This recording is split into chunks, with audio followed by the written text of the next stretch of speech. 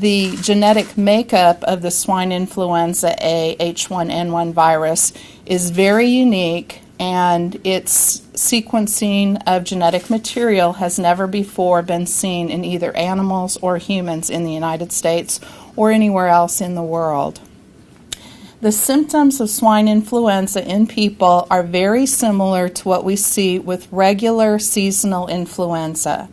That is a sudden occurrence of body aches, headache, fever, sore throat, cough.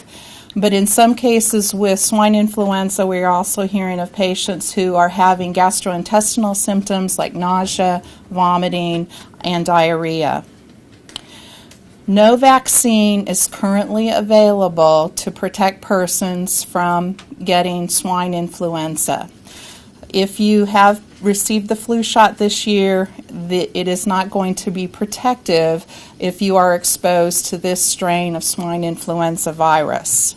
There are, however, 2 antiviral drugs, their brand names are Tamiflu and Relenza, that are available for physicians to treat their patients who may be at increased complications should they contract swine influenza. It must be made clear, though, that these are not curative. These are a treatment option that will help shorten the course of the illness if a person has swine influenza and help protect them from getting subsequent complications. Like other human influenza viruses, swine flu is spread from an infected person to another person, mostly through respiratory droplets. As of today, what CDC is posting as confirmed case numbers for the United States includes 40 confirmed cases of swine influenza in 5 different states. By state, those are 7 confirmed cases in California, 2 in Kansas, 28 in New York City, 1 in Ohio, and 2 in Texas. There have been no confirmed cases of influenza A H1N1 of swine influenza in Oklahoma to date.